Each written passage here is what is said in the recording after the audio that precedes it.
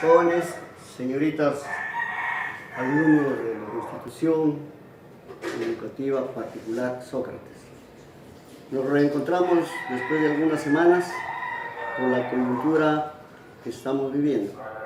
Por eso es que en primer lugar quiero hacerles la recomendación de que hay que ser obedientes a los mandatos, a las órdenes, a las sugerencias que emanan del Ministerio de Salud y del Poder Ejecutivo en general. Tener presente que de nosotros, de nuestra solidaridad, depende la salud, no solamente nuestra, sino también la salud de los familiares que están en nuestros hogares. Luego, para retomar las clases que hicimos la única semana de trabajo en el mes de marzo. Con esta coyuntura está cambiando la vida de todos. Las clases ya no son presenciales, sino son clases virtuales. He tenido que modernizarme de alguna manera para tener llegada a sus hogares y evitar así el contagio social. El afán y el anhelo de la humanidad desde tiempos muy remotos han sido tener una clasificación del saber científico. Recordemos que los saberes tienen tres categorías, tres niveles. El saber vulgar, que es el saber normal, que lo adquirimos por intermedio de nuestros sentidos y de nuestras experiencias. El saber científico y finalmente el saber filosófico. El anhelo de la humanidad desde épocas remotas, les decía, sobre todo durante el periodo de Roma y Grecia, fue tratar de clasificar a las ciencias. Y es así que en este afán fue Aristóteles uno de los grandes filósofos que ha tenido Grecia y la humanidad. Hace el primer intento, el primer esbozo de clasificación de ciencias y sostiene que las ciencias se pueden clasificar o agrupar en tres diferentes tipos: las ciencias teóricas, las ciencias prácticas y las ciencias poéticas. Después de algún tiempo, ya durante la Edad Media, hablo desde el siglo V hasta el siglo XV después de Cristo, Francis Bacon sostiene que las ciencias pueden ser agrupadas también en tres formas o en tres modalidades: ciencias de la memoria, ciencias de la imaginación y ciencias de la razón. Más modernamente, más cerca de nosotros, el pedagogo y psicólogo Jean Piaget sostiene que las ciencias se clasifican en ciencias normativas, en ciencias históricas y en ciencias jurídicas, además de las ciencias filosóficas. Un francés llamado Auguste Comte es el autor de otra clasificación de las ciencias y dice que las ciencias se clasifican en ciencias matemáticas, astronómicas, físicas, químicas, ciencias biológicas y ciencias sociológicas. Finalmente, la clasificación que está en boga es la clasificación de un argentino llamado Mario Bunge. Decíamos que el argentino estudioso Mario Bunge, que es la clasificación más actualizada, divide o clasifica a las ciencias en dos grupos: las ciencias formales o ideales y las ciencias prácticas. Las ciencias formales son aquellas que estudian formas o entes que solamente existen en nuestra mente, en nuestro pensamiento. Por ejemplo, la matemática y la lógica. Y las ciencias prácticas son aquellas que estudian hechos, fenómenos o procesos que cuando se dan en la naturaleza reciben el nombre de ciencias prácticas naturales, y cuando se producen dentro de la sociedad se llaman ciencias prácticas sociales. Dentro de las ciencias prácticas naturales tenemos la zoología, tenemos la botánica, tenemos la astronomía, etc. Y dentro de las ciencias prácticas sociales tenemos la sociología, la historia, la geografía, el derecho, etc. Esta clasificación, les repito, es la más aceptada en esos momentos. La intención de esta clase es de que, escuchado o visto el video, ustedes organicen sus ideas y van a elaborar un cuadro sinóptico, un organizador visual, cuadro sinóptico, que es un esquema que sirve para captar la mayor cantidad de información en la menor cantidad de palabras y así practicar la síntesis, que es una de las facultades que tenemos los seres humanos.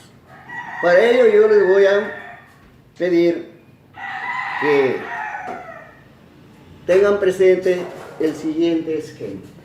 El título son las ciencias. En primer lugar, y pongo el número 1, tenemos su concepto. En segundo lugar, habría que ver los requisitos.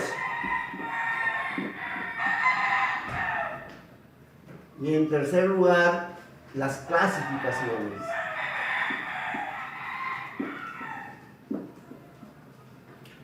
Y aquí hemos mencionado clasificaciones de varias personas. Este sería el esqueleto del trabajo que ustedes van a hacer. Pero voy a repetir. ¿A qué se denomina ciencia? Ciencia es el conjunto de conocimientos demostrados. Pero este conjunto de conocimientos ya demostrados deben tener algunos requisitos para ser llamada ciencia. Por ejemplo, que este conjunto de conocimientos demostrados estén sintetizados. Que este conjunto de conocimientos demostrados y sintetizados deben estar jerarquizados. ¿Cómo que? La D para Piaget. Y la E es la que más nos interesa para Bunger.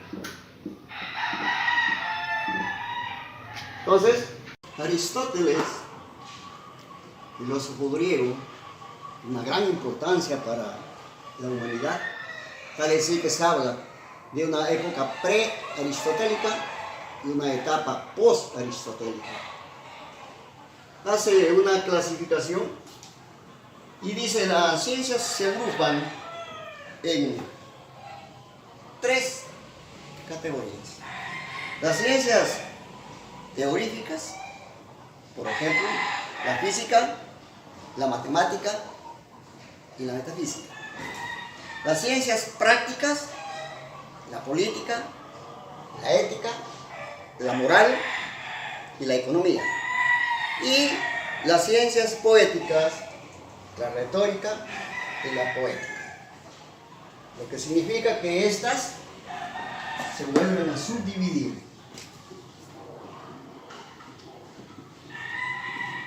En el caso de Francis Bacon, Francisco Bacon, también clasifica a las ciencias en 3 grupos. Las ciencias de la memoria, como la historia de la naturaleza y la historia humana. Las ciencias de la imaginación, como por ejemplo la poesía. Y la ciencia de la razón, como la teología la cosmología y la antropología. Acá tenemos 3. En el caso de Auguste Comte, que es un filósofo francés nacido en la ciudad de Montpellier, clasifica las ciencias en 6 categorías: la matemática, la astronomía, la física, la química, la biología y la sociología. Jean Piaget, célebre pedagogo, clasifica las ciencias en ciencias normativas, ciencias históricas, ciencias jurídicas y ciencias filosóficas. Y finalmente, Mario Bunge, el célebre estudioso argentino, que tiene la clasificación más actualizada, que ya lo dijimos anteriormente, pero lo vamos a repetir. Mario Bunge dice o sostiene que las ciencias se agrupan en 2. Las ciencias ideales, también llamadas ciencias formales,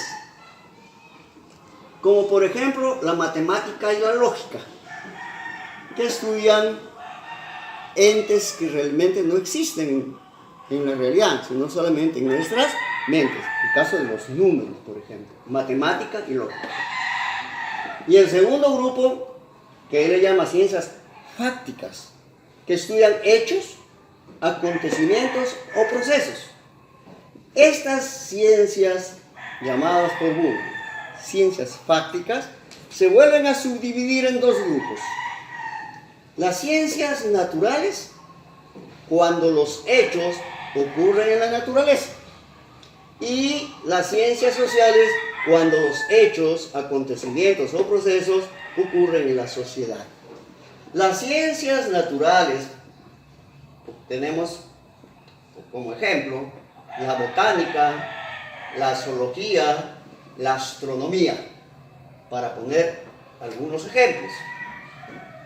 Y dentro de las ciencias fácticas sociales tenemos la historia, la sociología, la geografía, el derecho, la lingüística, etc.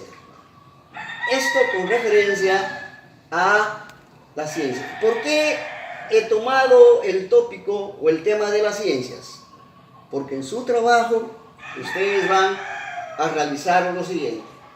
Primero, van a esbozar, van a elaborar, van a confeccionar un cuadro sinóptico cuyo esqueleto, llamémoslo así, es el que tienen en la pizarra. Número 2, van a pretender, van a ensayar dar un concepto de lo que es la historia que está por acá, teniendo en cuenta la clasificación de Mario. Estas 2 tareas las realizarán en el tiempo que ustedes crean conveniente. Luego, en una segunda oportunidad, ya vamos a hablar de temas típicamente referidas a cómo vamos a evaluar esta modalidad de educación en la cual me introduzco de forma novedosa. Va a dar como resultado también cambiar el tipo de evaluación. Y les planteo que la evaluación se va a llevar a cabo por intermedio de un crucigrama que para nuestro caso se va a llamar socialgrama. Socialgrama cuyo tablero, cuyo damero yo les voy a dar en una próxima oportunidad. Para esta clase son 2 trabajos: elaborar su cuadro sinóptico, cuyo esqueleto lo tienen acá, e intentar dar un concepto de lo que es la historia, teniendo en cuenta la clasificación de Mario Burri y teniendo en cuenta lo siguiente. Recuerden que la historia es una ciencia tridimensional. Tridimensional porque reconstruye el pasado, analiza el presente y se proyecta al futuro para evitar que la humanidad cometa los mismos errores que ya los cometió. Teniendo en cuenta la tridimensionalidad de esta ciencia que se llama historia, ensayen ustedes un concepto de ella.